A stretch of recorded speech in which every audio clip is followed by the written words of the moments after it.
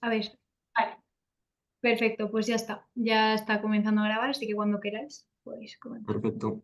Pues muchas gracias a todas y a todos por estar aquí. Mi nombre es César Fieiras, soy investigador y docente en la Facultad de Ciencias de la Comunicación de la Universidad de Santiago de Compostela y pues como sabéis estamos en la quinta edición del Congreso Internacional de Innovación y Comunicación en Medios Audiovisuales 5. ¿De acuerdo? Esta mesa en concreto tiene el título, lleva por título Oportunidades, tendencias y desafíos para los medios públicos en la sociedad digital. Y como sabéis, pues este es un evento, una actividad organizada por la Universidad de Salamanca y la Universidad de Alicante. Entonces, pues lo primero, desde mi posición de moderador de esta mesa, me gustaría agradecer a todas las personas involucradas en la organización, pues que nos den la oportunidad para pues, compartir nuestras investigaciones, proyectos, ideas y compartir también aquí un ratillo para intercambiar pues eso, nuestros diferentes proyectos de investigación. Entonces, bueno, para explicar un poco la dinámica, tenemos en principio programadas, salvo cambio, 5 ponencias. Al final de estas 5 ponencias dejaremos pues unos minutillos para que pues entre diferentes investigadoras e investigadores y cualquier persona que se una a la mesa, pues podamos plantear diferentes preguntas que nos parezcan de interés. ¿Vale? Entonces, bueno, para dar inicio y darle ya el paso a las personas que nos tienen realmente algo más concreto que contar. Iniciamos con la primera de las ponencias. De hecho, esta persona, la que va a intervenir, que es Juan Manuel Prieto Arosa, tiene que irse al final de la intervención. Por lo tanto, cualquier consultilla que le queráis pues, lanzar, no habrá problema con que se la enviéis a su email de contacto para así poder resolver la pregunta, ya que no se pueda quedar a la ronda final de intervenciones. Así que bueno, el título de la ponencia es Un puente entre el egocentrismo mediático de los jóvenes y los valores periodísticos, un estudio de caso de RTBF. Y es una ponencia elaborada por Juan Manuel Prieto Arosa, de la Universidad de Santiago de Compostela, y Lynn de Haners, del Institute for Media Studies de la QLeuven de Bélgica. Así que nada, Juanma, un saludo y adelante cuando quieras. Ahora se me escucha. Muchas gracias. Voy a empezar a compartir la pantalla. Se ve bien, ¿no?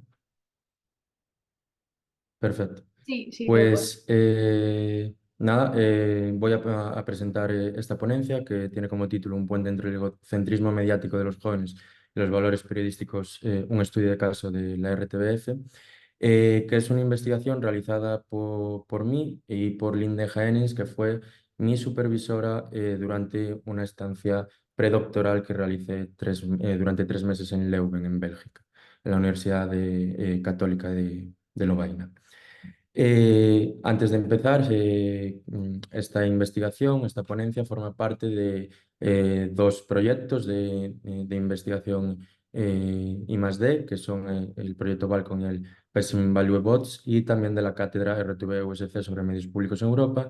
Y yo como autor soy beneficiario de un contrato FPU y he podido realizar esta investigación gracias a la ayuda complementaria del presente contrato.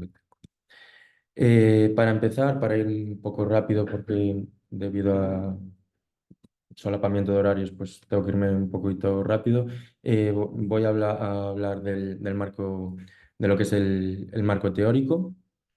Para empezar, toda esta investigación gira en torno al medio egocentrismo, el egocentrismo mediático, que es una tendencia de los jóvenes en buscar y consumir contenidos mediáticos que solamente se centran en sus propios intereses, deseos y necesidades. Para ellos, lo único que vale básicamente es lo que ellos consumen. Lo que consumen los demás o lo que nos ofrecen los medios de comunicación no les vale, sino solamente ellos quieren ver lo que ellos desean o necesitan. Esta definición fue dada por Inge Costera Meyer, y a partir de esto, pues diferentes autores como Dana Boyd, José Van Dyke o Sherry Turkle hablan en torno a la creación de una identidad digital, una identidad social digital que crea pues una perspectiva diferente de cómo conocíamos antes a las audiencias jóvenes que consumían el contenido de una forma más lineal, sino que ahora lo que buscan es pues, diferentes formas de interactuar e incluso en muchos casos el control total el control total de ese consumo de contenidos. También hay que destacar a Nick Couldry porque él principalmente habla sobre que los medios transforman las prácticas sociales para generar las identidades sociales. Esto se refiere que los medios al final se han tenido que ir transformando para poder ir generando nuevas identidades sociales, en este caso en el mundo digital. Todo esto uy, que no me va. Nos lleva a hablar sobre David Buckingham con su obra Youth, Identity and Digital Media, donde este autor explora cómo los jóvenes negocian su identidad en línea y cómo se ven afectados por el egocentrismo mediático y las migraciones entre plataformas que son ahora muy comunes. La conclusión a la que se llega es que los jóvenes quieren ser parte del proceso y no el final de este. A partir de aquí se estableció una metodología beneficiándome yo como investigador de mi estancia en Bélgica. Se planteó un objetivo que es analizar cómo la RTBF adapta sus contenidos y estrategias digitales para atraer a la audiencia juvenil en un contexto de egocentrismo mediático y plataformas digitales personalizadas. Y se planteó una hipótesis, que es que la personalización del contenido y el enfoque digital first de la RTBF son esenciales para conectar con los adolescentes, quienes buscan medios que reflejen sus intereses y refuercen su identidad social digital en plataformas controladas por algoritmos. La metodología utilizada fue a través de un estudio de caso, que es la RTBF, donde se analizaron 3 programas dirigidos a las audiencias jóvenes, o como ellos llaman allí, Innovation Generation, que son Le News, que es un programa dirigido a niños de 8 a 12 años; Misa Yur, que es un programa única y exclusivamente que se emite en redes sociales, que crea contenido únicamente para Instagram y TikTok, que es Misa Yur, que es de 12 a 16 años. Y luego está Tarmac, que es una plataforma transmedia, pero que lo que más realiza es la radio digital, emisión en radio digital, que va de entre los 16 a los 25 años. Se realiza una observación no participante en las sedes de Lieja y Bruselas durante 2 semanas, de lunes a viernes, una semana en cada sede, enfocándose en la producción de contenido juvenil. Y de forma añadida se realizaron entrevistas semiestructuradas, 9 entrevistas a directores, productores, editores y redactores de la RTBF, que se centraron en la percepción de la audiencia joven en la creación de contenido relevante para ellos. Con todo esto se realizó un análisis de datos buscando el enfoque temático para identificar patrones y percepciones sobre el egocentrismo mediático y el impacto del contenido en la audiencia juvenil. Esta es la tabla de entrevistados de trabajadores de la RTBF. Como podemos ver, van de productores a directores generales de la parte informativa y de la parte de Novel Generations y de diferentes programas como Tarmac, RTBF Gaming, que son los eSports, Misa Youth. Los resultados obtuvimos, tras realizar la investigación, obtuvimos 6 resultados clave, por así decirlo, que son: primero sería la evolución del consumo y adaptación de contenido. Los adolescentes ya no consumen medios de la misma manera que las generaciones anteriores, y es que ellos quieren consumir todo de una forma más social, a través de las redes sociales. Es por esto que prácticamente han creado, la solución que ha hecho la RTBF fue crear el Digital First, que es crear primero para el apartado digital y luego hacer una migración para sus plataformas, para el apartado digital social, luego llevarlo para lo que son sus plataformas de vídeo o incluso los contenidos lineales, como es Le News. Misayur, por ejemplo, como dije antes, solamente está en TikTok y en Instagram. Luego hay una personalización y proximidad. Esto se refiere a que los presentadores y creadores de contenido establecen una relación cercana y auténtica con su audiencia. Como han dicho en varias entrevistas, es ser colegas en todo momento de los jóvenes. Y esto es algo que hace muy bien Tarmac, como se pueden ver en estas 2 imágenes que adjunto. Y es que ellos hacen los programas de radio, pero es que también llevan el programa de radio, el programa podcast, lo llevan a las escuelas para acercarse al público joven, que es a través de una faceta que le llaman, de un proyecto que le llaman Tarmac at School. El tercer resultado son los algoritmos y tendencias. Y es que la RTBF reconoce que el comportamiento de los adolescentes está fuertemente influenciado por estos algoritmos y por eso están actualizándose y adaptando los formatos y contenidos constantemente porque es aquí donde la noción del egocentrismo mediático tiene más protagonismo y se refuerza, ya que los adolescentes esperan que el contenido que consuman esté personalizado y adaptado a sus intereses cambiantes. Y en muchas ocasiones la RTBF en redes sociales no puede, a través de sus algoritmos y a través de sus plataformas y los algoritmos de sus plataformas, no pueden adaptar esos contenidos a todos los intereses de los jóvenes, ya que cada uno tiene el suyo. Relacionado con este tercer resultado, se llega al cuarto, que es el desafío en la migración hacia plataformas propias, en este caso RTBF Audio, que es que donde se destaca que los adolescentes no quieren migrar a las plataformas propias, sino que quieren continuar en las plataformas de redes sociales, debido a que los adolescentes quieren tener un control total sobre el contenido que consumen. Y al final, con Audio y los algoritmos de Audio son algoritmos generales que no son los intereses propios egocéntricos de cada uno de los jóvenes. El quinto resultado sería la segmentación y estrategia de contenido específico, que es que he implementado estrategias de segmentación para abordar de manera efectiva diferentes necesidades y preferencias de los adolescentes. Aquí, como comenté antes, se habla de News, Misayur y Tarmac. Cada uno crea contenidos propios y exclusivos para generar el sexto resultado, que es promocionar un pensamiento crítico y la alfabetización mediática a través de todos los contenidos que crean a diferentes rangos de edad, a través de News, Misayur y Tarmac, educan a los jóvenes, a los adolescentes sobre cómo consumir noticias de manera crítica para evitar que ese egocentrismo mediático, esas creencias que generan creencias personales, pueden llevar a creaciones de burbujas informativas e incluso desinformación. Perdón.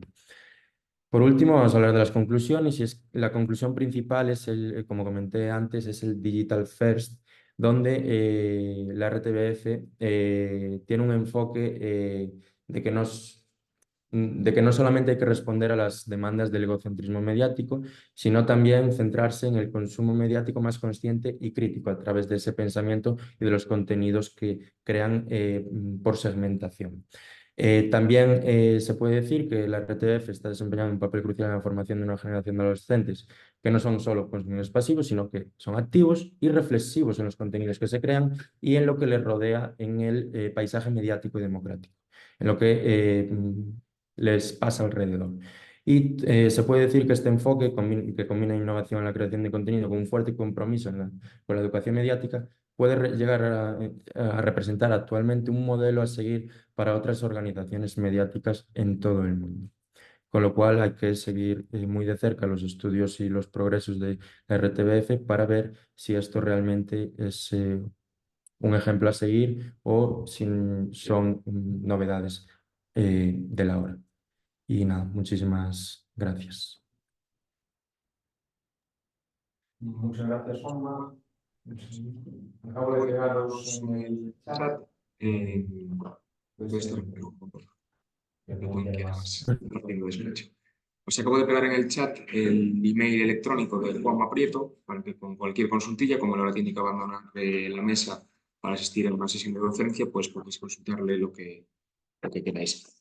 Continuamos con la segunda de las ponencias. Esta ponencia está titulada Modelos de gestión sostenible en el servicio audiovisual público europeo y las investigadoras encargadas de la realización han sido Marta Rodríguez Castro, también de la Universidad de Santiago de Compostela, y Azahara Cañedo, compañera de la Universidad de Castilla-La Mancha. Así que nada, Marta, muchas gracias y te escuchamos. Muchas gracias, César. Gracias a todos y todas las que estáis aquí conectados. Quería compartir pantalla y a ver si lo consigo, porque no estoy siendo capaz, creo. A ver, tienes aquí abajo, ¿te parece el Sí, es un problema de configuración del sistema, creo. Si no, Marta, si no lo tienes fácil, pasamos a la siguiente y... Sí, y me desconecto mientras tanto porque tengo que reconfigurar esto y ya a la siguiente me conecto yo, ¿vale? Perfecto, muy bien. Pues Perdón. continuamos entonces con la ponencia titulada Los PSM en los perfiles de TikTok, los contenidos con mayor engagement y sus formatos, elaborada por Isaac Maroto González, de la Universidad de Santiago de Compostela, y Talía Rodríguez Martelo, de la Universidad de Vigo. Así que nada, pasemos por esta Vale. ponencia. Vale, hola César. Bueno, saludos a todos y gracias por estar aquí. Así que voy a ver si comparto la pantalla y no tengo problemas. Que esto siempre es una lotería. A ver. ¿Veis la pantalla? Sí, Sí, perfectamente. perfecto. Genial. Vale. Bueno, pues la ponencia trata sobre la presencia de los PSM en TikTok y los contenidos que tienen su mayor engagement y sus formatos. Eh, Esta investigación está realizada por Isaac Muerto González, yo y por Talia Rodríguez Martelo y, y viene respaldada por los proyectos Balcom de medios audiovisuales públicos ante el ecosistema de las plataformas, modelos, gestión y evaluación del valor público de referencia para España, pero también tiene el apoyo del proyecto de ValueBot de creación de una plataforma generadora de chatbot mediante la IA para la comunicación del valor público del PSM. En primer lugar, hablando de TikTok, y pues nada, es una red social que todo el mundo conocemos, pero que está en un pleno auge y crecimiento, siendo un rival bastante fuerte ante YouTube, ¿vale? Ya como dicen diferentes investigadores. Como podemos observar, TikTok está está muy cerca de YouTube en cuanto al tiempo dedicado al uso de aplicaciones por, vamos, está muy por delante de otras redes sociales, por lo cual es una red social muy importante que también tiene pues bastantes problemas y genera diferentes controversias. Vale, ya que la propia tecnología de TikTok y la implantación en los diferentes países ha supuesto, aparte de un crecimiento desorbitado, y bueno, y ya que viene desde hace tiempo ya con los problemas de acusación de espionaje desde el gobierno estadounidense a la plataforma de TikTok, como desde hace poco con la incorporación de la plataforma de TikTok Lite, que se empezó a probar en España, se observó que generaba una adicción muy fuerte en los jóvenes y tal, por lo cual se puso en revisión por parte de Bruselas hasta que al final TikTok, por su propia decisión, decidió retirarla. Por lo cual, bueno, es una tecnología con una serie de formatos que generan una atracción muy fuerte para los contenidos, o sea, haciendo frente a la red social como YouTube que parecía que era intocable, ¿no? Pero a pesar de todo, los medios públicos siguen, siguen apostando por las redes sociales y mantienen sus perfiles en TikTok. Vale, esto también responde a un proceso de plataformización en el que se ven sumidos los medios de comunicación públicos y privados que tienen que hacer frente a las grandes plataformas internacionales como Netflix y la única manera de conseguir la relevancia pues es intentando integrarse en las redes sociales y utilizando y respondiendo a las demandas de los nuevos públicos, básicamente. Para ello, bueno, pues hemos planteado una metodología basada en el modelo de Halidi-Mancini, identificando los perfiles tanto informativos como los oficiales de las propias plataformas, tanto de Francia, de Suecia y de Gran Bretaña, ¿vale? De esta forma se han analizado 20 publicaciones por perfil durante un periodo entre el 16 de enero y el 16 de marzo de este año y se han analizado un total de 120 publicaciones con un mayor compromiso. Se ha utilizado la herramienta de Popsters para recabar toda esta información y hacer el scrapeo de datos. A su vez, para hacer el análisis de contenido se han utilizado diferentes variables, teniendo en cuenta los elementos identificativos, los datos de las publicaciones, la perspectiva promocional que tienen los contenidos, pero también la perspectiva informativa. Pero también hemos querido meter también la propia estructura del formato de la construcción de los vídeos que resulta de interés. De esta forma, los primeros resultados que podemos tener es, en primer lugar, que bueno, es la cobertura global que tiene la BBC, pues es muy fuerte comparado con el resto de los perfiles analizados, como podéis ver si observamos los números de seguidores de cuentas. O sea, la capacidad, la cobertura global que tiene la BBC no tiene parangón con el resto de los perfiles analizados. También por el carácter del idioma y por el tema de que al final pues, son televisiones de alcance nacional, públicas, que tienen una cobertura específica. No buscan tampoco la cobertura que tiene la BBC. No obstante, también si vemos la siguiente gráfica, podemos observar cómo la BBC, a pesar de tener 829 contenidos durante el periodo analizado, no consiguen un buen engagement.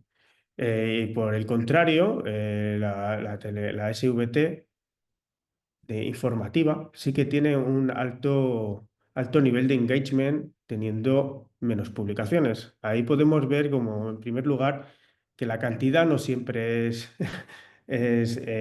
da el engagement y genera el compromiso que se busca, ¿no?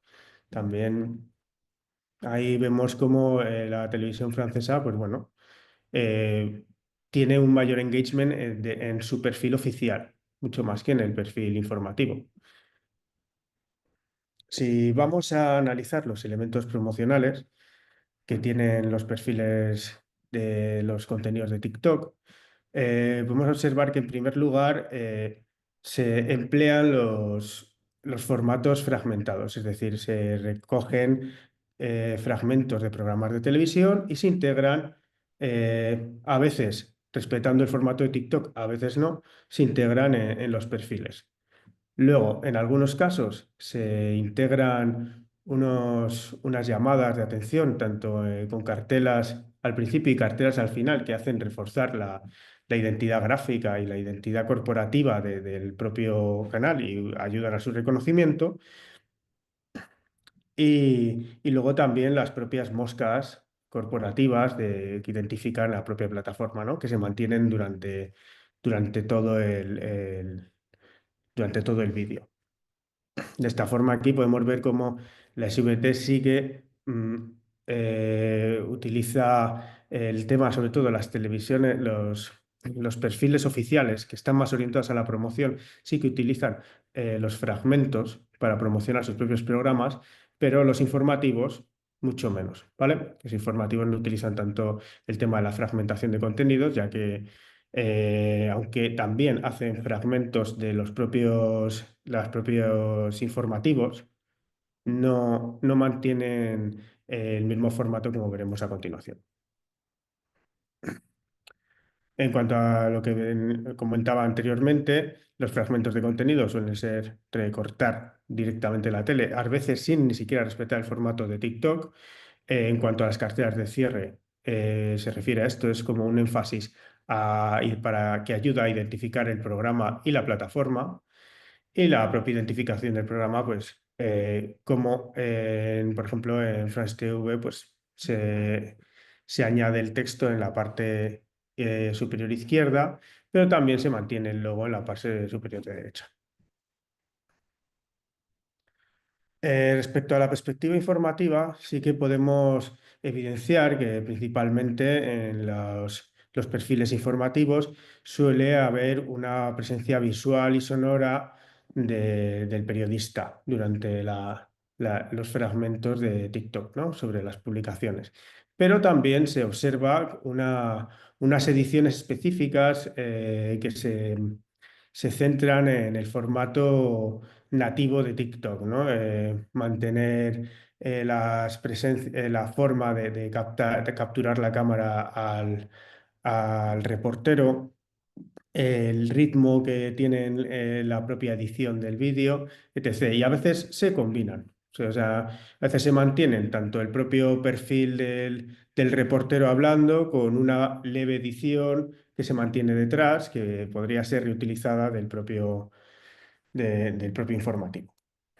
Esto es un poco la referencia de los formatos nativos que suelen utilizar para ofrecer los contenidos informativos, los medios públicos analizados.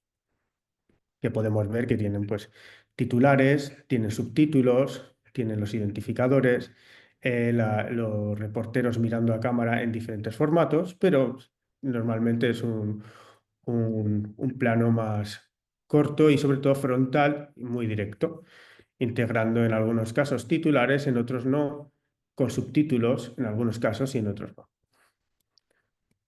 En cuanto a las áreas informativas, sí que se observa un interés hacia las noticias en torno a intereses sociales. Intereses sociales que trabajan la cercanía y el entretenimiento principalmente. En cuanto a los géneros televisivos, destacan el género cultural, ¿vale? Sobre todo principalmente las galas. Las galas las galas de los festivales de cine, por ejemplo, generan bastante atención como compromiso para los usuarios. También las entrevistas y en menor medida la ficción.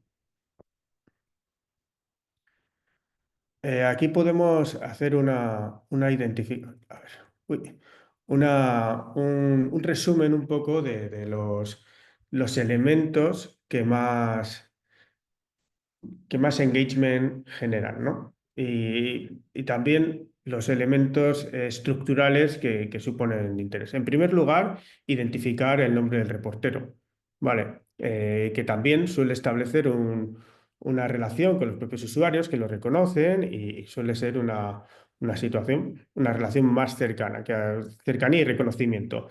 Sigue de la propia mosca identificativa de la propia plataforma. Suelen iniciar con unos titulares que mantienen la identidad corporativa de la propia plataforma y también tienen integrados los subtítulos. Esto es interesante ya que hay algunas plataformas, como extrañamente la BBC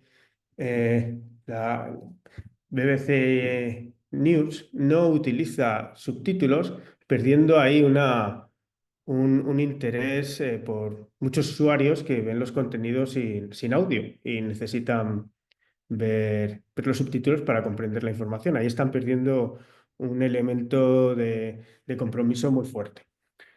También suelen tener los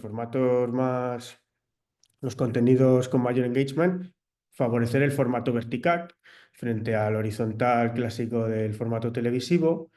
Luego también emplear un sonido diegético y cercano sin tener unas ediciones complejas donde integren música, etc. Y también, por último, utilizar cartelas de cierre que también refuercen un poco la identidad y el reconocimiento de la plataforma. Por último, también el tema de los hashtags. Es otro de los elementos muy importantes dentro del el estilo de TikTok. Y sí que es verdad que los contenidos analizados con mayor engagement suelen tener bastantes hashtags. Y a medida que hay menos hashtags, va habiendo menos engagement. Por último, así a conclusiones, simplemente incidir en lo que ya he comentado, es decir, que los contenidos con mayor engagement suelen tener un interés basado en la cercanía y el entretenimiento. Esto también puede responder a las nuevas dinámicas, bueno, a un tipo de formato que tiene, por ejemplo, la USVT, que se basa en las constructing news, trabajando el interés social, los intereses sobre la ecología, intereses cercanos y locales que generan interés, bueno, que generan atención por el público. Luego también se tiene en cuenta que sean contenidos exclusivos para TikTok, producidos ad hoc para ello, el uso de subtítulos, como he comentado antes, y luego es una buena idea añadir elementos identificativos que favorecen la propia promoción de la plataforma.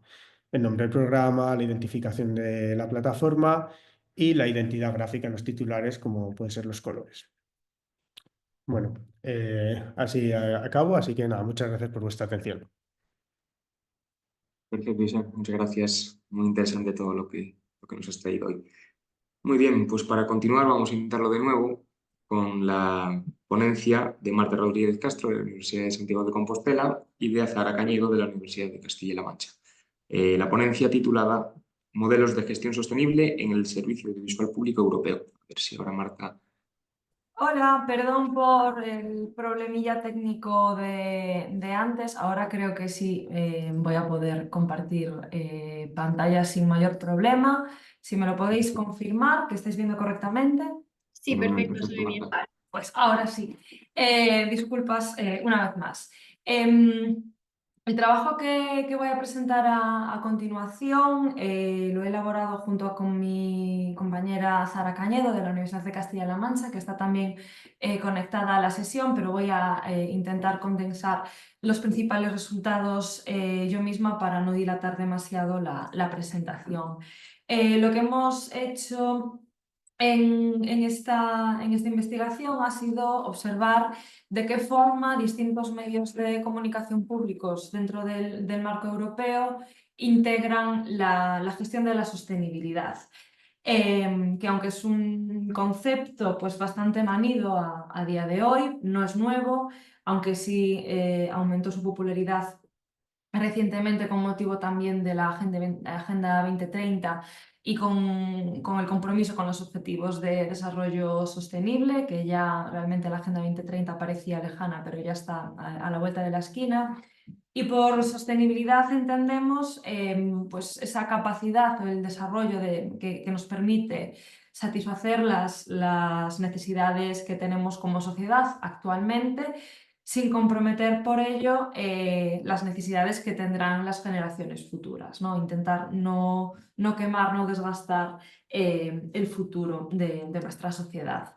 De forma tradicional, la sostenibilidad se articula a partir de tres grandes ejes, el eje medioambiental, el social y el económico, aunque es verdad que cuando hablamos de sostenibilidad a veces tomamos la parte por el todo y nos centramos más en esa dimensión medioambiental que no es la única, como veremos a lo largo de esta presentación. Sin embargo, sí que es una que había pasado, esta dimensión medioambiental es una de las que había pasado más desapercibidas desde el punto de vista de los medios de comunicación, ¿no? Desde el propio impacto que pueden tener los medios de comunicación como industria. Desde hace ya un par de décadas casi se viene estudiando, eso sí, cómo impacta, cómo influye una industria que realmente consume gran cantidad de recursos como es la mediática. Además ahora con el auge de las plataformas, con el auge de los servicios en la nube, también de la inteligencia artificial, estamos desarrollando una serie de tecnologías que son altamente contaminantes desde el punto de vista medioambiental, ¿no? Por el uso intensivo de agua y de recursos en general. Dentro de ese problema concreto de la sostenibilidad medioambiental, lo que vemos es que los medios de comunicación públicos deben actuar y deben pues, aprovecharse, por así decirlo, de su situación ventajosa a la hora de experimentar, de innovar y de abrir nuevas maneras de trabajar, considerando que su rendimiento no debe ser únicamente económico, sino que debe de ir más allá. Creemos que los medios de comunicación públicos deben asumir pues, un papel activo y un papel pionero a la hora de implementar modelos e implementar prácticas que promuevan una mayor sostenibilidad, tanto medioambiental como también social y económica, como decíamos.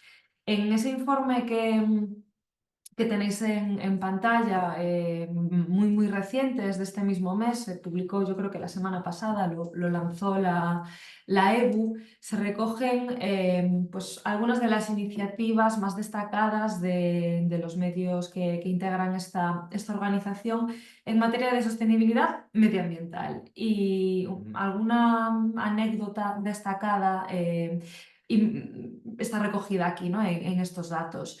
Los medios públicos en su mayor parte quieren tener un impacto positivo en general en su entorno, y eso incluye también una dimensión medioambiental, y además quieren aumentar sus niveles de eficiencia, ¿no? Y la sostenibilidad también ayuda a eso. Y además es una cuestión importante desde el punto de vista desde el que estudiamos en nuestro grupo de investigación los medios públicos. Una estrategia de sostenibilidad está en línea, está en sintonía con los valores y con la misión del servicio audiovisual público. Por lo tanto, tenemos como muchos motivos por los cuales este tipo de medios deberían o querrían apostar por una estrategia de sostenibilidad. Como ya digo, a veces centrada en lo medioambiental, que es algo que queremos investigar, a veces con una concepción más amplia.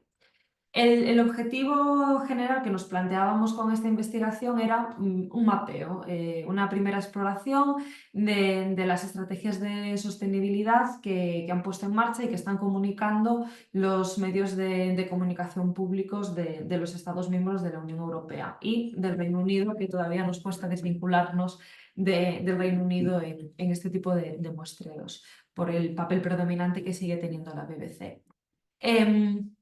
Partíamos de la hipótesis de que todavía no son muchos los medios públicos que están apostando por una estrategia de sostenibilidad, y los que sí que lo hacen en un segundo nivel lo hacen centrándose en esa dimensión medioambiental, mientras que la social y la económica podrían pasar a un segundo plano, ¿no? Bueno, el método que aplicamos está basado en el análisis de contenido, tanto de las webs corporativas como de los informes anuales y los informes de sostenibilidad publicados por los medios públicos. Aquí simplemente como anécdota, no voy a entrar en ello, pero estaré encantada de facilitar más información.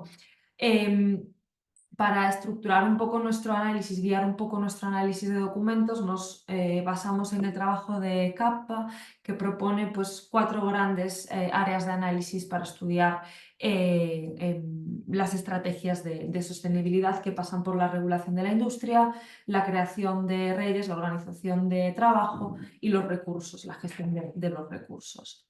Dicho esto, de los primeros resultados, ese mapeo aquí plasmado, de los 30 medios públicos que analizamos, 19 sí que comunican su estrategia de sostenibilidad. Por lo tanto, nuestra primera hipótesis ya, para empezar, se desmonta. Sí que hay un número importante de medios públicos que están apostando por este tipo de estrategias, que comunican de forma preferente a través de sus webs corporativas o de sus informes corporativos anuales. Pero también hay algunas, veremos ahora a continuación, que veremos muy por encima, 5 casos concretos que elaboran informes específicos de sostenibilidad.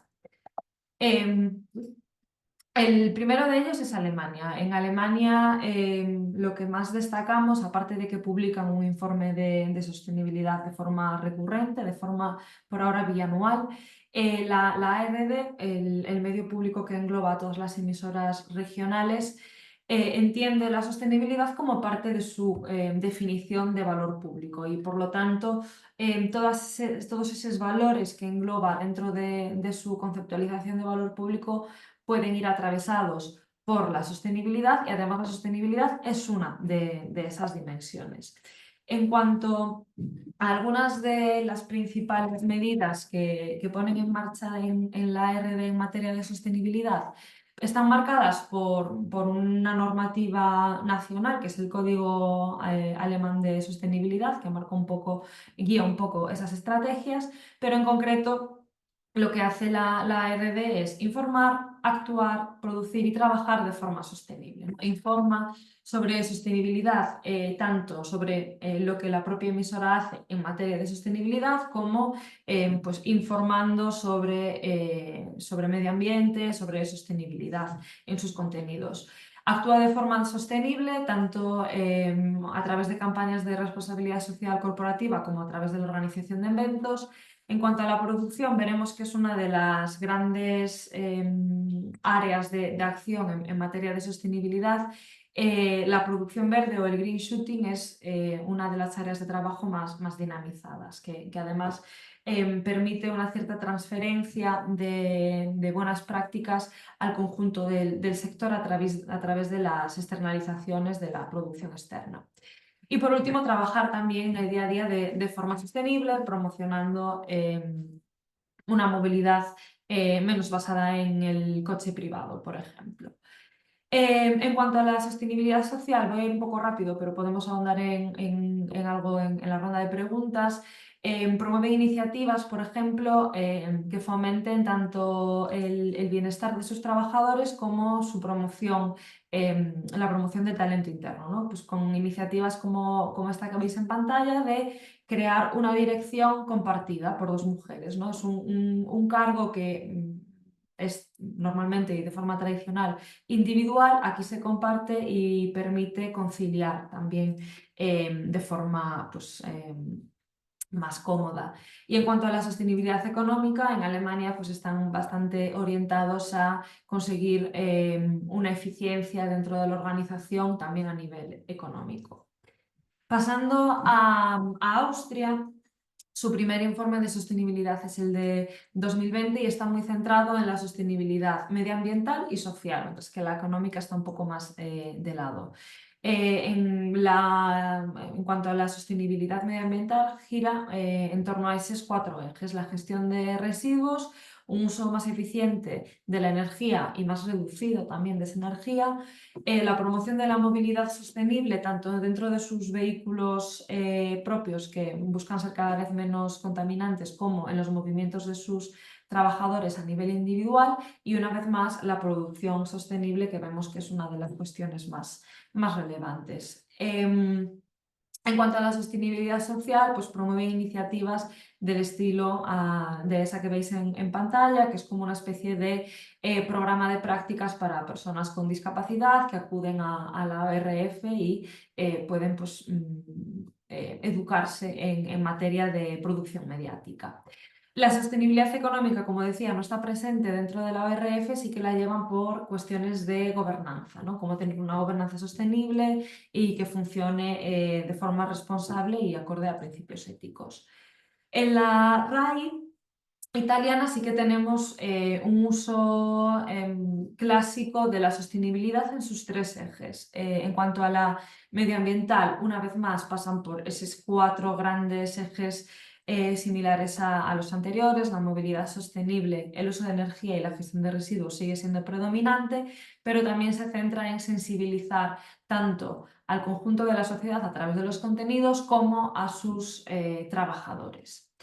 En cuanto a la sostenibilidad social, la RAI promueve, es bastante activa en materia de igualdad de género, forma parte de esta iniciativa por la cual aquellas personas invitadas a participar, por ejemplo, en un panel, no aceptan si en el panel no hay cierta paridad, por ejemplo, y también tienen énfasis en la promoción del talento, el bienestar de los trabajadores y su formación. Ofrecen, por ejemplo, cursos de inglés a sus trabajadores.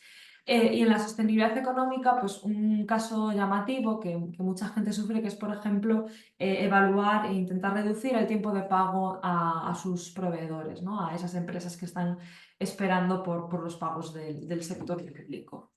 Letonia es un caso también interesante, también trabaja con esas 3 dimensiones de la sostenibilidad. En el caso de la sostenibilidad medioambiental pasa por la gestión de residuos y el uso de energía, como ya hablamos anteriormente en otros casos, y una vez más también por la sensibilización social. La sostenibilidad social pasa una vez más por la conciliación, por mejorar las condiciones de trabajo de sus trabajadores. Como cuestión anecdótica, que creo que sería deseable igual para cualquiera de nosotros en nuestros puestos de trabajo, ofrecer sesiones de fisioterapia o de zumba a sus trabajadores, pues es visto como una manera también de fomentar un espacio de trabajo más saludable. Y en cuanto a la sostenibilidad económica, está marcada por los cambios en su modelo de financiación y por la fusión de los medios públicos letones, que dejan de estar divididos en función del medio, radio, televisión y digital, para englobarse en una misma organización. Y ya por último, que creo que no vamos muy bien de tiempo, creo que he ido así un poco acelerada, pero es para no dilatarme demasiado, en Suecia la USBT también adopta esa triple articulación de la sostenibilidad desde el año 2017. También es una de las televisiones que identificamos como más tempranas a la hora de adaptar esta metodología o esta estrategia. Sus principales líneas de acción pasan por la movilidad sostenible, que incluye también la promoción del teletrabajo cuando sea posible para reducir esa movilidad, un uso más eficiente de la energía y, una vez más, la producción sostenible, esa producción más verde para intentar reducir al máximo el impacto medioambiental del trabajo audiovisual. La sostenibilidad social incluye líneas de acción como el fomento de un buen clima laboral o la lucha contra el ciberacoso, que es un problema que sufren cada vez más los periodistas y las periodistas también en particular, y los profesionales de la comunicación, y cuidar la salud también de sus trabajadores. En cuanto a la dimensión económica, luchar contra la corrupción y hacer compras sostenibles a lo largo de su cadena de producción, pues también forman parte de su estrategia. Y teniendo esto en cuenta, viendo cómo trabajan estos 5 medios con esa estrategia de sostenibilidad, cómo la adaptan, concluimos que la sostenibilidad es un valor emergente, ¿no? Dentro de esas estrategias de valor público cobra fuerza esta dimensión de sostenibilidad, como veíamos, por ejemplo, en el caso de la ARD en Alemania. En otros casos, la sostenibilidad no se trata como un valor, sino más bien como una estrategia de responsabilidad social corporativa. Y ahí habría que estar vigilante para verificar que realmente esas apuestas por la sostenibilidad tienen un impacto real y que no es algo que quede bonito de decir y de comunicar, sino que sea algo que realmente se tome en serio.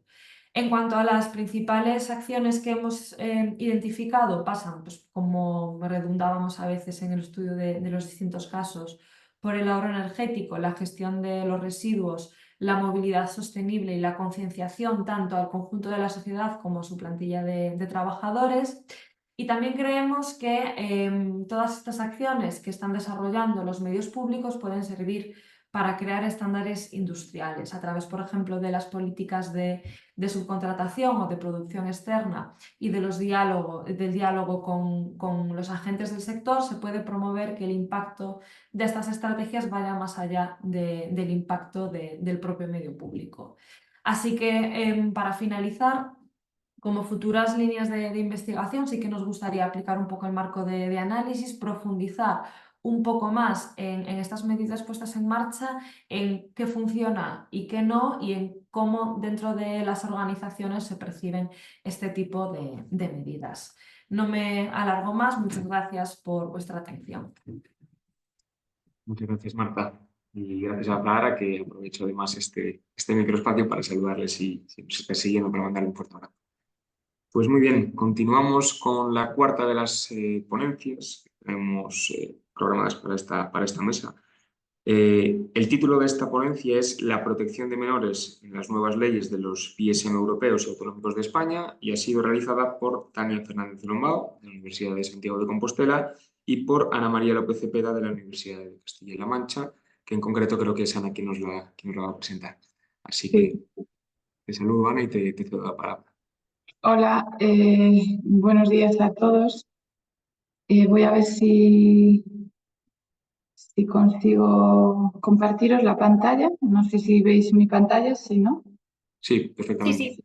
Vale. Bueno, en primer lugar, agradeceros la posibilidad de presentar esta comunicación en el Congreso. Disculparos porque no pueda estar presente Tania, que bueno, está ahora mismo en clase, terminaba ahora a la 1, no sé si le dará tiempo a conectarse. Y bueno, simplemente venimos a presentar los resultados de esta investigación sobre la protección de menores en las nuevas leyes de los medios audiovisuales públicos europeos y autonómicos de España.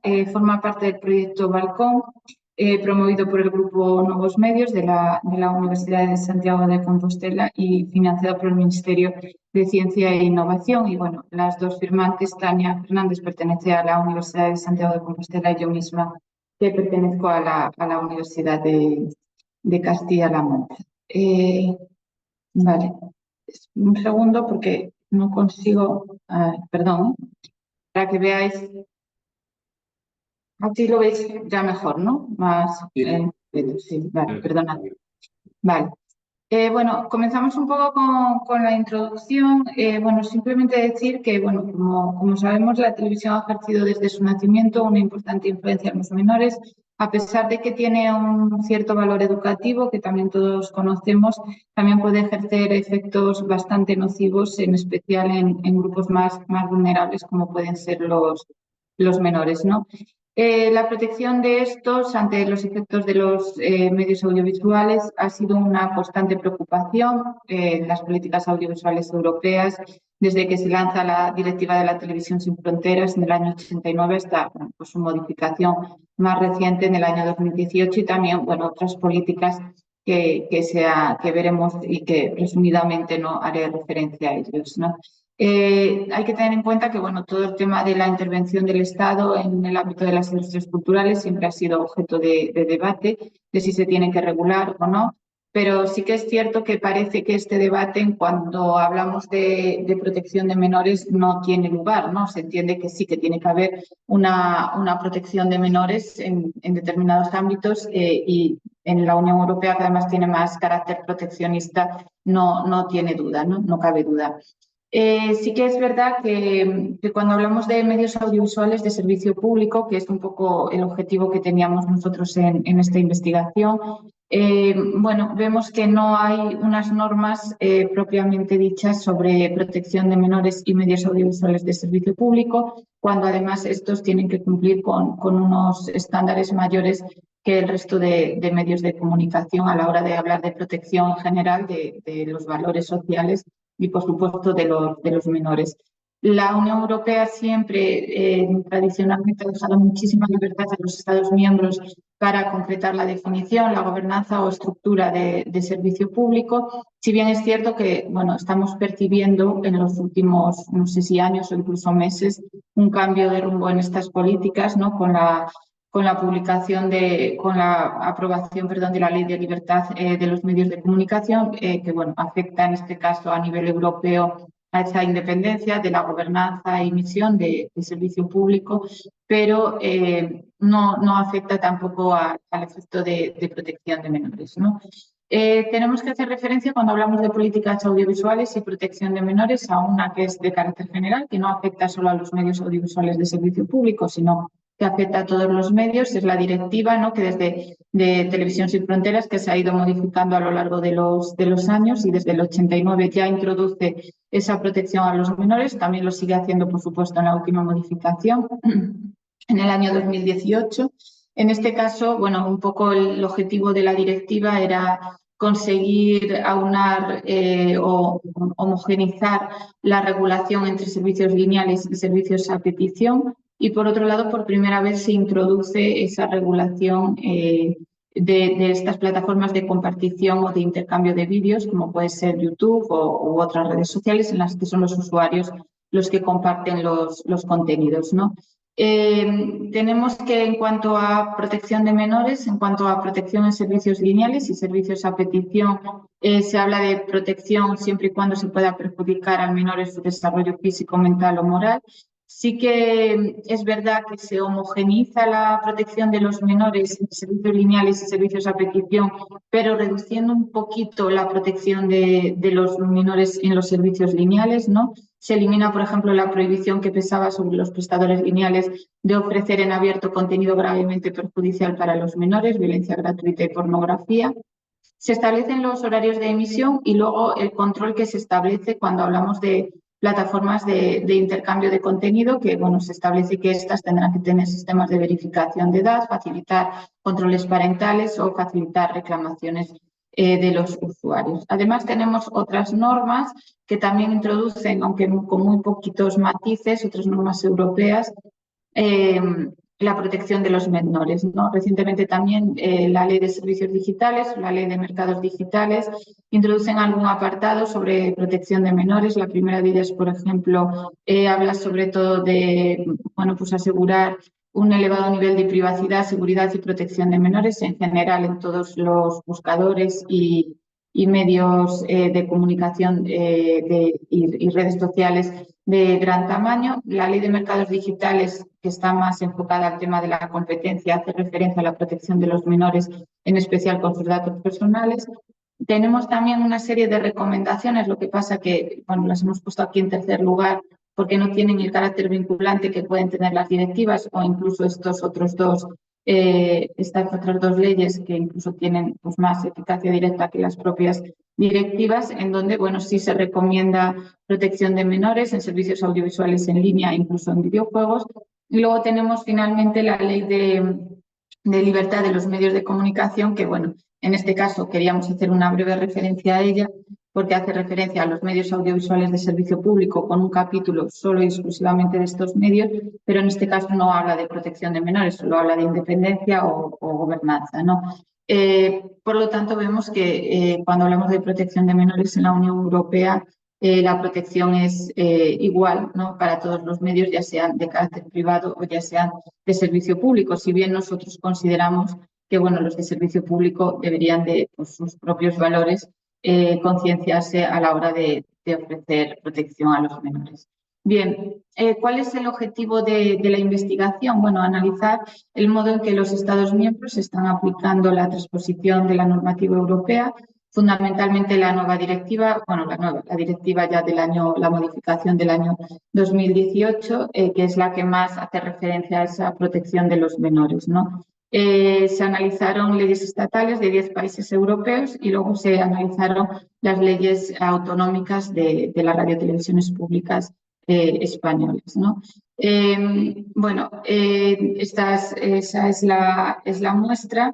Y bueno, ¿cuál ha sido la metodología de investigación? Bueno, pues el análisis de las leyes y, bueno, pues a través de una serie de indicadores que bueno, son la existencia o no de base legal sobre menores, la existencia o no de capítulos específicos que hagan referencia en la ley a la protección de los menores, existencia de información sobre contenidos destinados a menores, sobre los horarios, si hay información sobre los horarios a los menores, sobre contenidos publicitarios y menores y finalmente sobre protección de datos y menores, ¿no? Estos son los primeros resultados que serían de los países analizados, o sea, de las leyes, perdón, analizadas en la Unión Europea.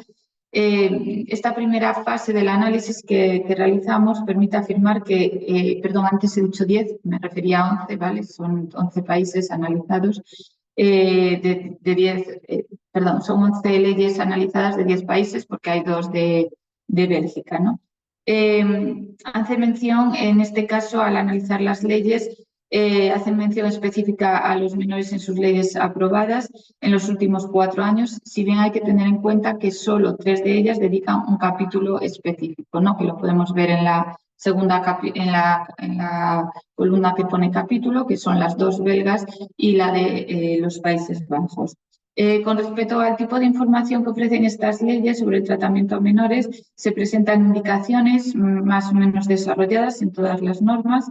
Sí que es verdad que si hablamos de publicidad y protección de menores en las leyes, solo es tratada por la VRT belga y la protección de datos personales y menores solo es tratada en las 2 leyes belgas, en los Países Bajos y en los medios audiovisuales públicos de Suecia, ¿no? Con lo cual vemos que capítulos exclusivamente dedicados a proteger a los menores las encontramos solo en 3 leyes de las analizadas. Los horarios, bueno, aparecen en alguna más. Protección de datos solo en 4 de ellas, como había dicho, y en cuanto a publicidad, solo una de las leyes analizadas contiene pues, referencias a cómo se debe proteger a los menores en cuanto a la publicidad que se ofrece. En la segunda fase de la investigación, que bueno, nos ofrece los resultados del análisis de las televisiones públicas autonómicas en España, tenemos que, bueno, en primer lugar, decir que los medios de servicio público de las comunidades autónomas de España no están por ahora protagonizando un goteo importante de actualizaciones tras la modificación de la directiva del año 2018. Quizás hay que esperar a que finalmente entre en vigor la Ley de Libertad de Medios y a ver si hay algún cambio más profundo en este sentido.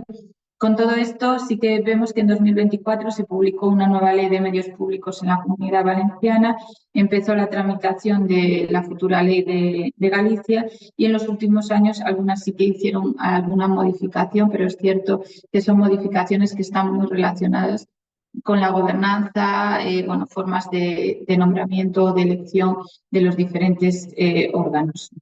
El primer dato destacable que nos ofrece el análisis de estas leyes, de estas 13 corporaciones, es que 3 de ellas, que son las correspondientes a Asturias, Cataluña y País Vasco, no hacen ninguna mención a la protección de menores en ninguno de los títulos del texto legal, ¿no?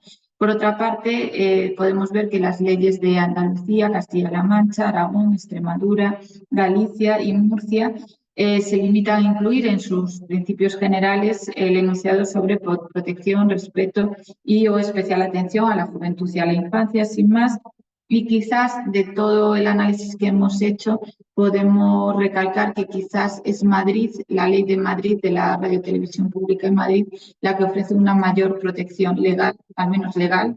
Luego habría que ver cómo se ponen en marcha todas estas medidas con respecto a los menores, ¿no? Vemos que en cuanto a los capítulos, ninguna de las leyes analizadas de las 13 radiotelevisiones públicas autonómicas ofrece un capítulo solo y exclusivamente en cuanto a protección de menores.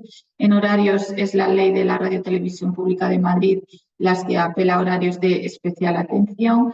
En cuanto a protección de datos, ninguna ley lo aborda, tampoco en el caso de publicidad. Y en cuanto a los contenidos, 4 leyes aportan claves de contenidos dirigidos a menores, si bien hay que destacar que de nuevo es la Ley de Radiotelevisión de Madrid la que desarrolla este apartado. Como conclusiones ya para terminar, simplemente destacar que vemos que la protección de los menores es una especial protección para la Unión Europea. Lo tenemos claro porque desde que se aprueba la Directiva de la Televisión Sin Fronteras en el año 1989 ya es una de las líneas que se enmarcan, ¿no?, en la atención a protección de menores de determinados contenidos, no solo contenidos que se aporten informativamente o contenidos educativos o de entretenimiento, sino incluso también a la hora de hablar de publicidad, ¿no? También hay una preocupación constante por parte de la Unión Europea de proteger a los menores en cuanto a la publicidad. Tenemos que destacar que la aprobación en 2018 de la modificación de la Directiva de Servicios de Comunicación Audiovisual ha ido un paso más allá, ya no solo homogeniza, es cierto que esa homogenización va a la baja en cuanto a los servicios lineales, pero no solo homogeniza la regulación entre servicios lineales y a petición, sino que introduce por primera vez esa regulación de servicios de intercambio de vídeos, en donde también pues, hace referencia constantemente a la necesidad de protección de determinados grupos vulnerables y en concreto a los menores, ¿no? Tras la aprobación de esta modificación de la directiva, los países del norte y oeste de la Unión Europea han sido los más rápidos en la aprobación de nuevas leyes, o bueno, en todo caso modificaciones de las anteriores, para cumplir con la transposición de la directiva. En el caso de los PSM estatales de la Unión Europea que hemos analizado, podemos ver que aunque todos ellos demuestran un cierto interés en cuanto a la protección de los menores, tan solo 3 de ellas, que serían las 2 belgas y la del País Vasco, han considerado que podría tener envergadura suficiente como para darles un capítulo en el texto legal. Todos ellos hacen un poco, de forma más o menos escueta, referencia a cómo deben ser los contenidos que afecten a la infancia y juventud. Si se atiende a cuestión de horarios, sí que nos vamos a encontrar aquellas que ofrecen contenidos que se deben ofrecer en horarios de protección a menores, métodos para evitar, por ejemplo, accesibilidad y contenidos inadecuados en las plataformas de vídeo bajo demanda o uso de advertencias e indicadores, ¿no? Lo mismo que ya he señalado antes, ¿no? En cuanto a la publicidad y protección de datos, no es que les estén dando mucha importancia a nivel europeo en cuanto a publicidad, protección de datos y protección de menores, ¿no? En cuanto, si hacemos la comparativa de lo que está pasando a nivel europeo, ya no solo a nivel estatal, sino incluso las dos televisiones públicas analizadas belgas con respecto a lo que está ocurriendo en la televisión pública autonómica española, podemos decir que sí que la atención de la protección de los menores a nivel autonómico en España está siendo menor, ¿no? Se debe a que solo hay una ley autonómica, que es la de la Radiotelevisión Pública Madrid, que verdaderamente desarrolla esta cuestión, se centra en los horarios, se centra mucho en los contenidos, ¿no? Las demás lo que hacen es incluir, bueno, pues simplemente una serie de principios inspiradores de protección de sus menores y juventud. Y bueno, simplemente señalar que, bueno, como quizás futura línea de investigación sería ver no solo cómo se han desarrollado estas normas legales, sino cómo se materializa realmente esta protección y si realmente se está cumpliendo con esta protección a los menores, que creemos que, bueno, es un interés de la Unión Europea desde siempre y que continúa siéndolo en la actualidad. Y bueno, nada más, muchísimas gracias a todos y bueno, para cualquier cuestión estamos, no sé si está Tania ya, si se ha conectado o bueno, en breve se No la conectará veo. y si no, Por yo mis misma. partes no la veo. Muchas gracias. Pues nada, muchas gracias por lo interesante y también por lo complejo de trabajar sobre un tema así, ¿no? Sí, con respecto a las posibles cuestiones, dudas o consultas que tenga cualquier persona que esté aquí conectada, después de esta última ponencia que presentaré ahora mismo, pues haremos esa breve ronda de consultillas. Y si tanto Ana como Tania, que es la otra persona investigadora que ha elaborado esta ponencia, pues os la puede responder, pues así lo harán seguramente. Pues bueno, vamos por la última de las ponencias programadas, una ponencia titulada El conflicto palestino-israelí desde las pantallas, estudio comparativo de la cobertura informativa internacional. Y es una comunicación que ha elaborado Pablo Fernández Cid, que es graduado en periodismo por la Universidad de Santiago de Compostela y también miembro del equipo de trabajo del proyecto Balcón. Y también aquí un servidor, yo mismo, César Pierre Esteve, de la Universidad de Santiago de Compostela, he participado en la elaboración de esta comunicación. Entonces, le cedo la palabra a Pablo. Pablo, cuando quieras. Bueno, buenos días a todos. Sí, voy a exponer el siguiente proyecto. No sé si lo veis, creo que no. No, todavía no has compartido pantalla, me parece. Abajo tienes un botoncito. Sí, Ahora ya está. comenzamos a verlo. Listo, perfecto. Bueno, buenos días a todos. Voy a presentar de una forma muy resumida la investigación que hemos realizado en los últimos meses, analizando cómo informan diferentes medios internacionales sobre el conflicto entre Palestina e Israel. Y este proyecto está englobado dentro de la cátedra de Radio Televisión Española junto con la USC y también de Balcom. Y como no, debo empezar con la última noticia que salía el domingo de madrugada. Veíamos cómo el ejército de Israel entraba en la sede de Al Jazeera que tiene en Ramallah, en Cisjordania, Palestina, censuraba, bueno, expulsaba a los periodistas y cerraba la sede durante 45 días. Esto no es la primera vez que pasa, porque de hecho hace unos meses, el 5 de mayo, Israel también cerraba otra sede de Al Jazeera, esta vez la localizada en Israel. Y esto pone un poco de manifiesto, pone en relieve la importancia de analizar cómo están informando los diferentes medios sobre el conflicto, así como fuerzas externas que puedan condicionar, que puedan influir en la cobertura de los diferentes medios. La exposición se dividirá en estas 5 partes, después explico más profundamente, ahora a continuación, por qué divido resultados en 2. La metodología de la investigación tiene 3 pilares. En primer lugar, analizamos 6 medios, la CNN, BBC, Radio Televisión Española, que ustedes ya conocerán, Al Jazeera, que es un medio catarí, que es el más importante del mundo árabe y por eso lo incluimos, la PBC, que es el medio público de Palestina, y CAN, que es el medio público de Israel. La investigación la acotamos en 5 momentos clave, 5 acontecimientos entre el 7 de octubre y el 24 de marzo de 2024. El 7 de octubre fue, recuerden ustedes, cuando entró no solo Hamas, sino también otras agrupaciones como la Yihad Islámica Palestina en el territorio de Israel. Pero de los sitios, los que tienen que recordar para posteriores partes de la exposición son el ataque al hospital Al-Ali, que fue el primer ataque a un hospital, aunque no fue directamente al hospital, sino al aparcamiento del hospital, en el cual tanto Palestina como Israel se acusaron mutuamente de ser los autores. Israel decía que había sido la yihad islámica en un lanzamiento fallido de un cohete que se había desviado y había impactado en el hospital. Y en segundo lugar, nos fijaremos también en la apertura del Paso Rafah, no por la apertura en sí, sino porque a partir de este momento fue cuando se empezó a debatir sobre la situación humanitaria de Gaza. Israel decía que no había una crisis humanitaria y Palestina decía lo contrario, que sí que la había. Y por último, el tercer pilar, el análisis lo dividimos en 2 bloques. En primer lugar, analizamos las webs y por esto nos fijamos en la cantidad de noticias que incluyen en sus portadas, la existencia o no de secciones específicas para informar solamente sobre el conflicto y la facilidad de acceso a estas secciones. Por facilidad me refiero a si tenemos que abrir un desplegable en la página y después pinchar en otro apartado, o si ya el apartado, la sección, ya podemos acceder a ella directamente una vez estamos en la portada de la corporación.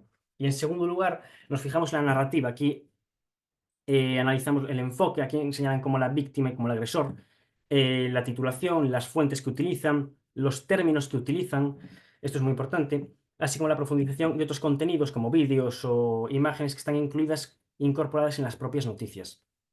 Y con la investigación pretendemos, primero, identificar diferencias de cómo informan los diferentes medios y, en segundo lugar, intuir posibles influencias, posibles factores externos que puedan condicionar el cómo están informando los medios analizados. Entrando en materia, empezamos con las webs corporativas. Hay tres conclusiones, 3 resultados. En primer lugar, las webs semitas, CAN, PBC y Al Jazeera, las cercanas al conflicto, son aquellas que tienen gran cantidad de contenidos en sus portadas. En cambio, las otras webs, CNN, BBC y RTV, carecen de contenidos en sus portadas o tienen noticias excepcionales en momentos clave del conflicto. En segundo lugar, vemos apartados específicos en CAN, PBC, Al Jazeera y BBC, aunque debo ahora matizar diferentes cuestiones, así como en CNN y RTV. Ahí las marco como que no cuentan con esta sección específica, pero debo matizar también cosas sobre ellas. Entonces ahora procedo de una en una. CAN y PBC cuentan no con un apartado, sino con varios. Apartados destinados a información general sobre el conflicto, así como apartados destinados, por ejemplo, a información sobre los prisioneros o retenidos de ambos bandos. Al Jazeera cuenta con sección específica, pero es curioso si analizamos las webs occidentales y árabe, porque en la web occidental tiene la sección específica a un solo clic. Entramos aquí y la tenemos. En cambio, si vamos a la web árabe, que aquí está un traductor para que lo entendamos, debemos de ir primero a pinchar en ahora y después en inundación de Al-Aqsa, que es como llaman a la sección del conflicto.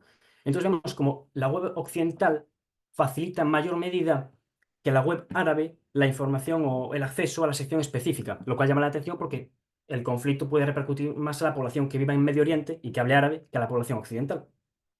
De hecho, si nos fijamos más en la web occidental, aparece la sección específica de la guerra de Gaza, pero la sección de la guerra de Ucrania, que en teoría puede afectar más a la población occidental, es más complicado llegar a ella. Hay que pinchar primero más y después en guerra en Ucrania. Entonces, en el caso de Al Jazeera, de esta corporación, vemos a veces esos sinsentidos, ¿no?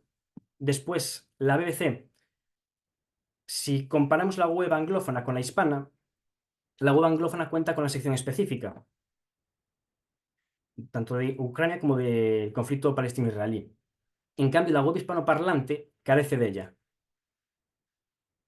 Tampoco entendemos muy bien por qué. Y después la CNN y RTV. Aquí las pongo como que no tienen sección. Pero el caso de la CNN, debemos matizar que no tiene como tal la sección, pero sí que tiene otra sección llamada Oriente Medio, en la cual la totalidad de los contenidos o en momentos excepcionales, casi la totalidad de los contenidos son sobre el conflicto. Entonces, la sección de Oriente Medio no es una sección propia, pero actúa como tal. Ahora, si ustedes entran en la página, sí que verán abajo la sección de guerra entre Israel y Hamás, pero esta sección apareció hace poco, después de la investigación. Y por último, Radio Televisión Española. Radio Televisión Española, ahora pasa algo semejante como con la CNN, porque podemos entrar en la sección de la guerra de Ucrania, pero la sección de guerra en Gaza la han eliminado, por lo tanto no se la voy a poder mostrar, pero sí que le puedo contar lo que ocurría. Cuando entrábamos en la opción de Ucrania, veíamos gran cantidad de contenidos, de noticias, reportajes, debates, entrevistas, bueno, como ven aquí, ¿no? En cambio, cuando entrábamos en la sección propia del conflicto palestino-israelí, no se lo puedo mostrar, pero sí contar, lo que ocurría era que solamente había un texto que resumía los últimos acontecimientos del conflicto. Entonces veíamos un poco ese contraste entre cómo cubrían, ¿no?, la contienda en Ucrania con gran cantidad de contenidos y la contienda de Gaza con simplemente un resumen de los últimos acontecimientos. Y además, el caso de Radio Televisión Española es curioso porque incluso si queremos buscar, a ver qué parte esto de aquí, si queremos buscar por términos, por ejemplo, guerra en Gaza, lo que nos aparece son todo noticias posteriores, perdón, previas al año 2022. Ninguna noticia del conflicto actual. Da igual si vamos a la primera página o a la última. Todas las noticias, todos los contenidos que aparecen son como mucho del 2021. Ninguna actual.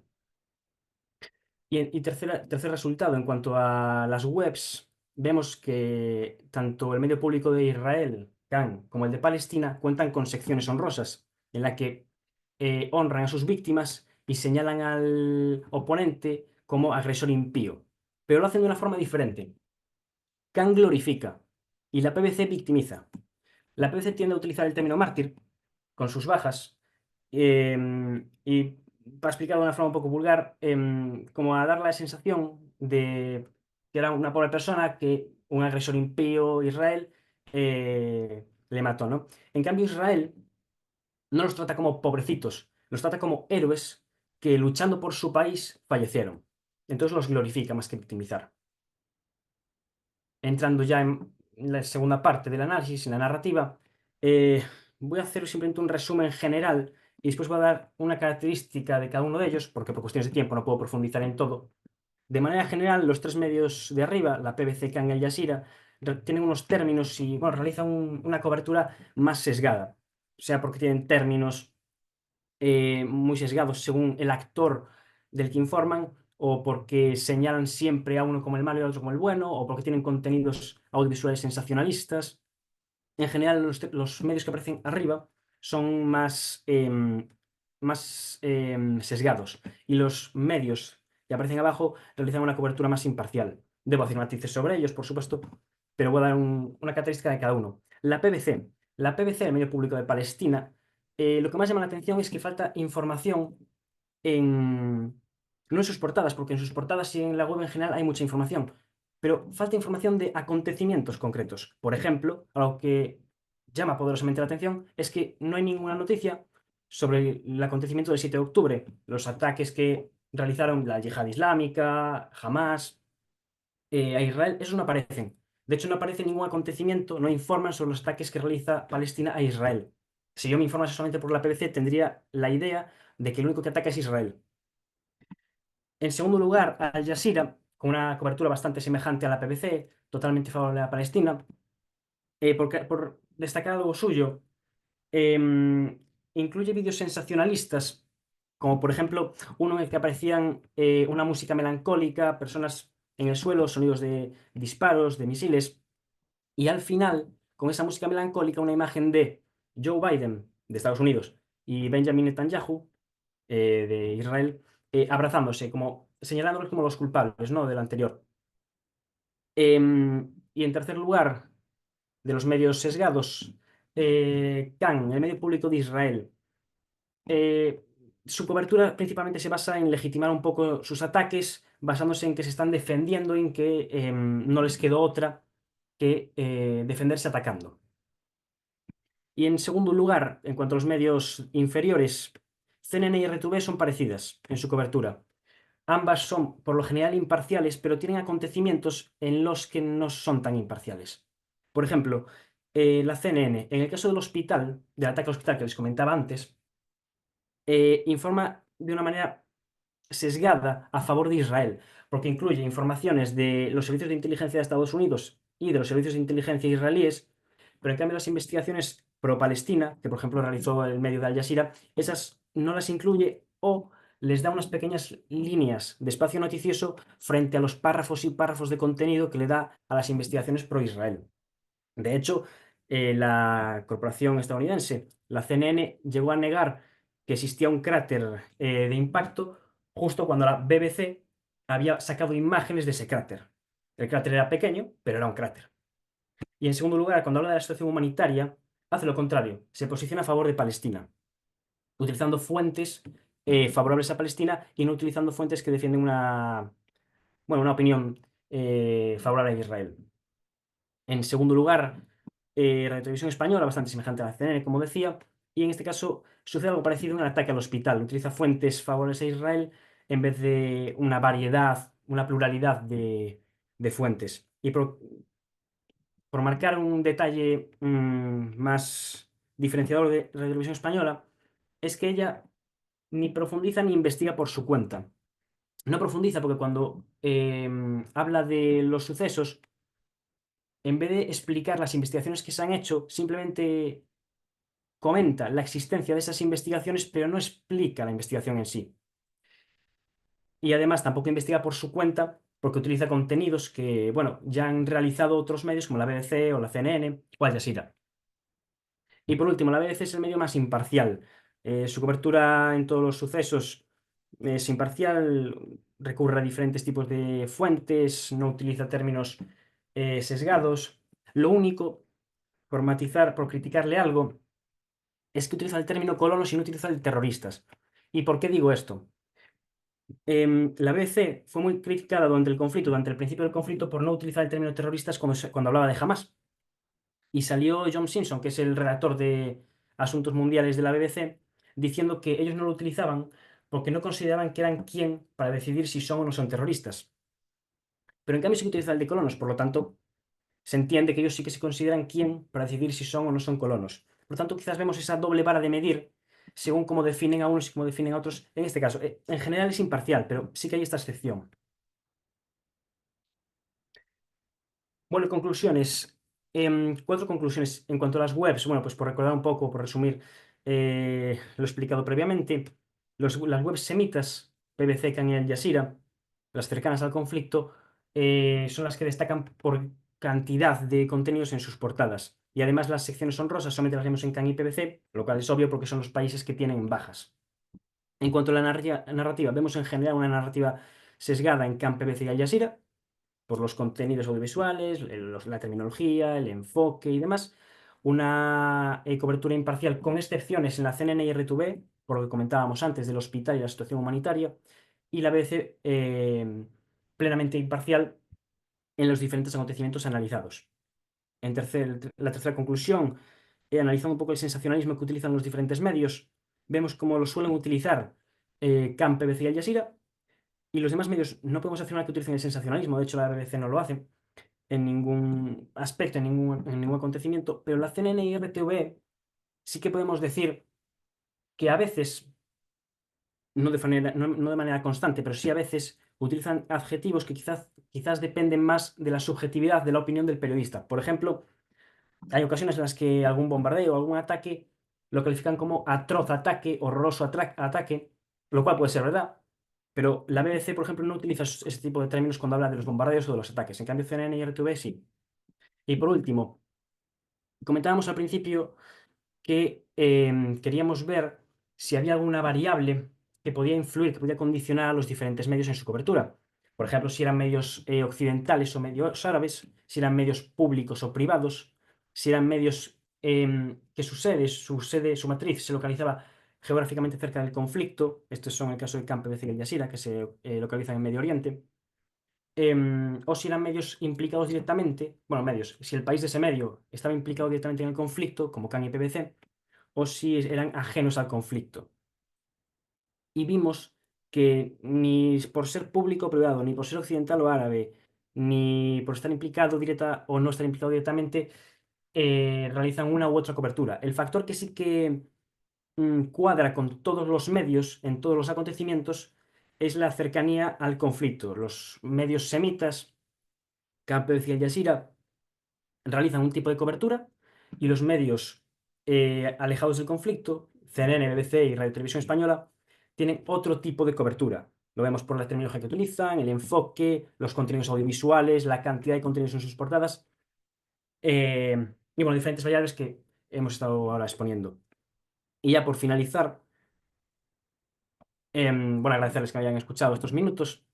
Y finalizo con esta frase que dijo John Simpson cuando le habían criticado a la BBC por no utilizar términos como terrorista y había explicado lo que había comentado antes de que ellos no eran quien para definir lo que era o no era Hamas.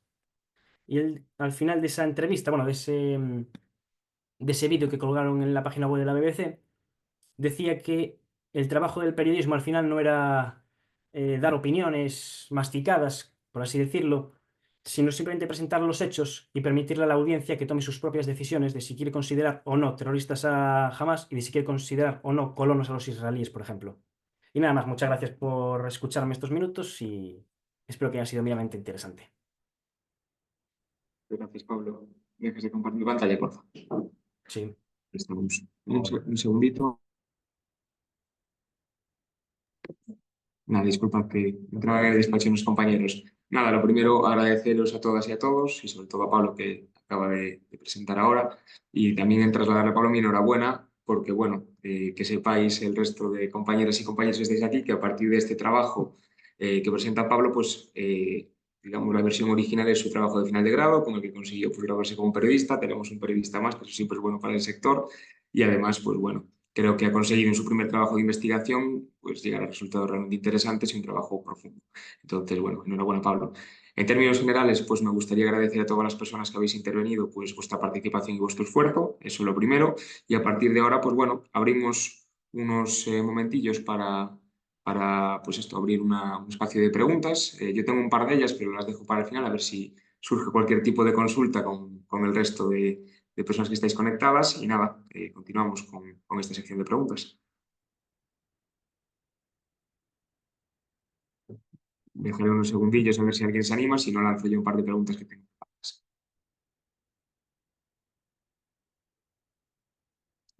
Pues bueno, me lanzo yo entonces para romper un poco el hielo. Veo de hecho que Marta enciende la cámara y pues yo tengo una preparada para ella y para Zara.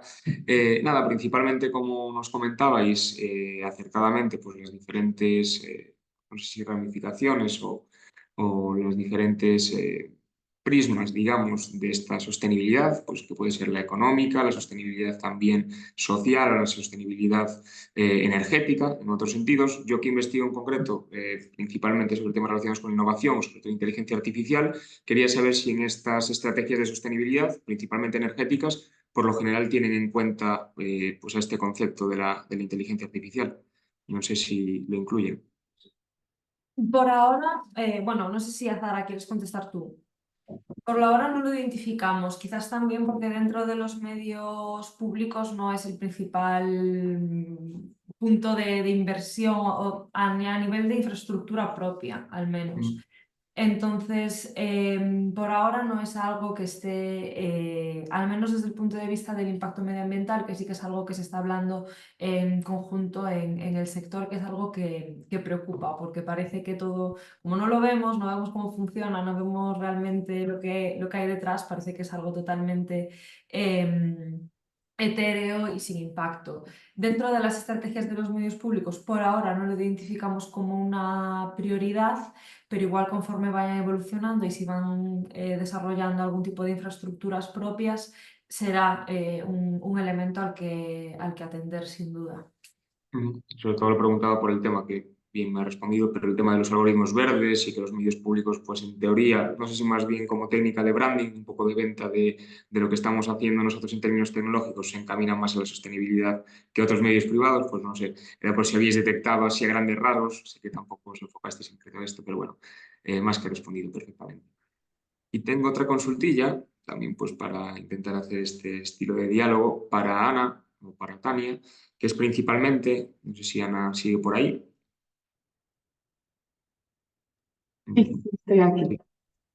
Hola Ana, nada, Hola. principalmente pues como yo también estoy un poco más alejado de todo el tema legislativo, a pesar de que de hecho tenemos en marcha entre nosotros pues también algún proyectillo relacionado con estos temas. A mí me parece un tema complejo, tampoco estoy especializado en estos asuntos, pero bueno, preguntarte sobre todo, además al trabajar con legislación que afecta a menores, cuáles han sido las principales limitaciones que os habéis encontrado a la hora de realizar el trabajo, que me ha parecido muy interesante, pero a mí me parece realmente complejo trabajar con esta temática y sobre todo con este enfoque que planteáis vosotras. Sí, en principio yo creo que quizás para mí, ¿no? La principal limitación en este tipo de estudios legales, ¿no? Es que es lo que yo avanzaba un poco, ¿no? Bueno, más allá del estudio luego de las leyes, que bueno, pues es bastante complejo, denso analizar las leyes, cada ley tiene su propia estructura, ¿no? Porque al final lo que hemos analizado es la transposición de las directivas, que las directivas dejan un poco margen a los Estados miembros para que cada Estado haga un poco lo que considere para transponer esas medidas, con lo cual es complicado, ¿no? Ver pues cada ley pues, que es de su propio país y tiene sus propias estructuras, ¿no? Yo creo que quizás en este tema, que quizás es un poco lo que señalaba yo antes con el tema de líneas de investigación, otras líneas o futuras líneas, es ver en qué medida se está realmente llevando a cabo, ¿no? Si realmente se cumple, que se entiende que sí, porque si está en el marco legal se deberían cumplir. Y si realmente ya no solo si se cumplen, sino creo que hay otro elemento de si realmente están siendo eficaces, ¿no? Estas medidas. Y por supuesto, en todo el tema de ya no solo televisión lineal, sino en otro tipo de plataformas, ¿no?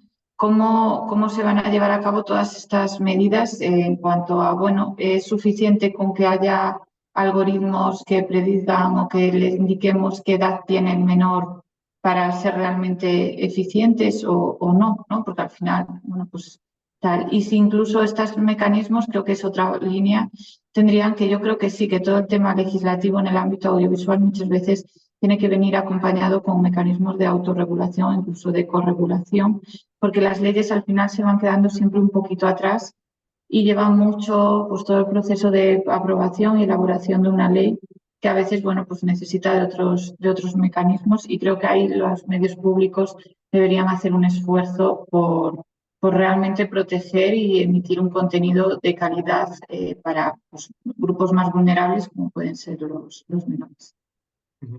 Perfecto, Ana. De hecho, esto que comentas de los ritmos de creación de leyes o del proceso legislador me sucede a mí cuando investigo, sobre todo en temas de inteligencia artificial o de nuevas tecnologías, que el proceso para legislar o crear pues eso, nuevas leyes que puedan regular la creación de estos sistemas es muy lento y la creación de estos sistemas o el avance de nuevos modelos es muy rápido. Entonces, ¿qué hacemos? ¿Esperamos a que salgan nuevas leyes o creemos nuevas leyes para seguir creando? ¿Frenamos el ritmo de creación? O sea, creamos sin legislación. Son así diferentes, da para horas y horas de debate, pero bueno, muchas gracias por tu perspectiva. Y bueno, me gustaría también trasladar, ya para concluir con mi última preguntilla, para trasladarle a Pablo la misma pregunta que le he hecho a Ana. Principalmente, Pablo, que nos comentes cuáles han sido, sobre todo en un tema tan internacional como es el tuyo, que nos comentes pues, cuáles han sido las principales limitaciones que has encontrado para realizar el trabajo, para extraer la información, hacer la recogida de información. Yo conozco un poco el caso, pero bueno, que nos lo compartas al resto, que seguro que nos interesa. Bueno, principales problemas. No, Sobre todo porque al limitaciones. principio pretendíamos analizar la cantidad de noticias que publicaban los diferentes medios sobre cada acontecimiento, pero no teníamos cómo encontrarlo. No existe una hemeroteca donde estén todas las noticias publicadas por todos los medios.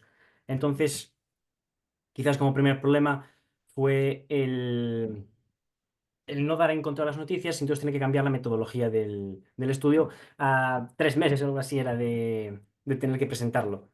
Y en segundo lugar, más que para la investigación, para la redacción posterior, era que yo no quería utilizar términos, al igual que como comenté antes, de que John Simpson no quería utilizar términos como terroristas o otros términos semejantes con los diferentes actores del conflicto, yo tampoco quería utilizar términos quizás subjetivos en la propia redacción. Entonces esto era un poco complicado porque si yo quiero hablar de, por ejemplo, de Hamas y no puedo utilizar términos como terrorista, me voy quedando sin términos y no puedo utilizar en un párrafo 3 veces el mismo término. Entonces, quizás encontrar esos otras palabras, otros sinónimos, pues quizás me complicó bastante el trabajo. Pero bueno, problemas grandes, pues creo que tampoco. No, tampoco somos expertos ninguno de los dos No, no. en idiomas vinculados, digamos, a los medios de comunicación que han sido analizados. Entonces, bueno, a la hora de hacer las traducciones también hay alguna cosilla que revisar, pero bueno, todo Claro, acabó sí, en... también. Pues nada, si no hay ninguna pregunta, te voy a volver a dejar unos segundos de cortesía por si alguien se anima a lanzar alguna pregunta más. Si no, procedemos al cierre de la sesión. Y como veo que ni los segundos de cortesía animan a nuevas preguntas, pues procedemos pues a cerrar esta mesa, un poco destinada pues a eso. Habéis visto que hemos tocado temas diferentes relacionados con los medios de comunicación públicos, perspectivas totalmente diferentes, pero que creo que han sido pues muy interesantes y que han enriquecido pues este espacio de conversación. Agradecer nuevamente a las universidades involucradas en la organización y a todas las personas que habéis organizado este congreso pues por darnos nuestro espacio, ¿no? para comunicar en lo que trabajamos en el día a día. Y agradecer a todas las personas que habéis elaborado las comunicaciones pues, por prestaros a participar y tenernos cosas tan interesantes. Así que nada, desde mi parte, un saludo desde Santiago y a ver si nos podemos ver la próxima vez de forma presencial.